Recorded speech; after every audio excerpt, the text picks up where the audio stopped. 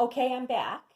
There's our finished piece, and what I'm going to show you, we're going to work on the splash, and we'll work on his feet a little bit, and we can outline, that's all kind of, we can do that last. But I'm going to show you how to splash, and then after that, we'll do the branch, and we'll do the blossoms.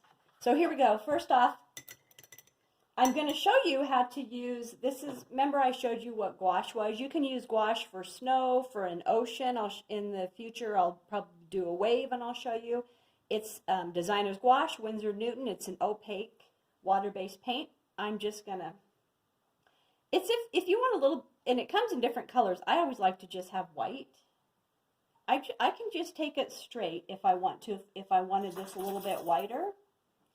And if you want it to flow a little bit better, you can put water with it. And for instance, on my eye, if some of the red stained it and I want to kind of get that white back, and if you want it to flow a little bit better, put a little bit of white with it. I can just kind of fine tune it. It just kind of cleans it up a little bit. If I got a little color in here and I couldn't lift it, I can just kind of come back and work that a little bit.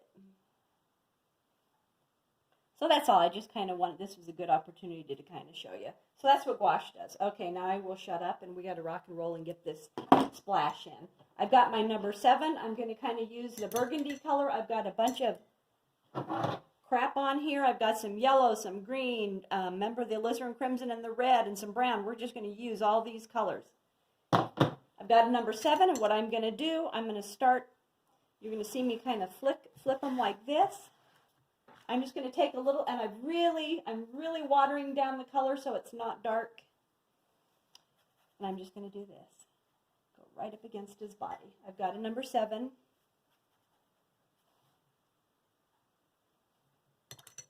And sometimes I'll even just water. I won't even put any more paint. You want it light. And you try to, when you do these splashes, I'm seeing a lot of these all over the place on artwork. You want to kind of use the same color that's in the piece. So I'm just going to kind of scrub it in. And now what I'm going to do, I've got some yellow on here and some green. I'm just going to put that in there too. Kind of go up to his head. Maybe I'll take some more yellow here.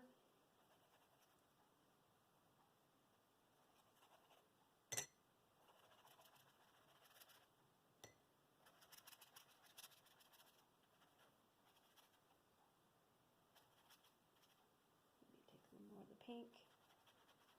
Remember, your watercolor is going to dry about 3 shades lighter. Just kind of going back and forth. Have your napkin. You can just kind of sometimes even just do this with your napkin towards the edge and just kind of scrape it around. Remember, you start out light and you can always go darker. And if I want some more pink in here or browns.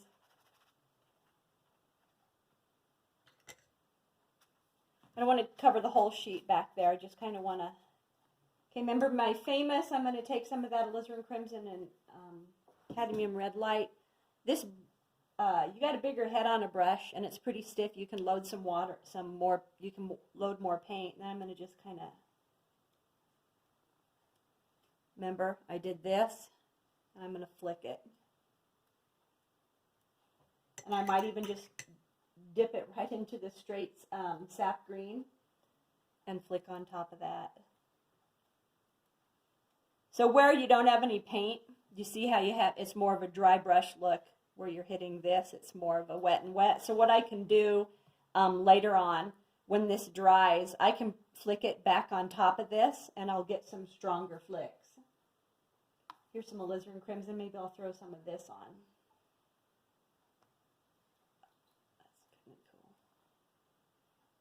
Okay, that's enough of that. You don't want to go overboard. That looks pretty good. Okay, now what I can do is I'm going to start on his chest really quick. Again, and dip into your water back and forth so it's not so saturated. And you want to go on the original painting, we went past underneath that branch a little bit. So now we're just going to kind of go in front of his chest and underneath him. We're going to kind of leave this top clear. I'm kind of balancing as I go. So again, I'm just going to kind of do this. Get underneath. Remember when I had a little bit of that faux pas underneath his chin? Doesn't bother me because we can just go around. It's almost like a vignette.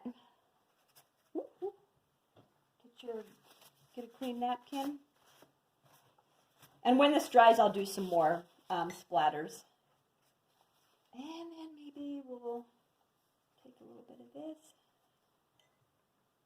That's bugging me. But we'll fix it. I just want it uneven. Ooh, let's take some yellow.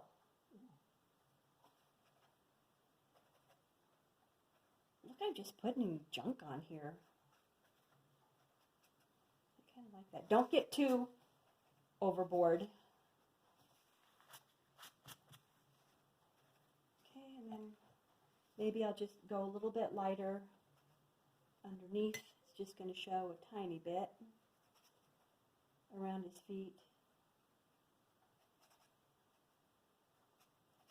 Not much, just kind of being uneven.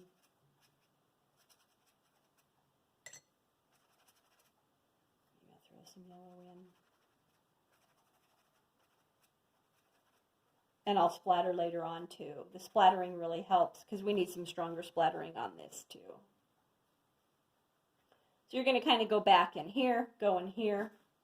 Like I said, I can do some wet and wet splatter. Now when I'm splattering this way, I'm going to splatter away from his head. And if you're nervous about your bird, put a napkin on him.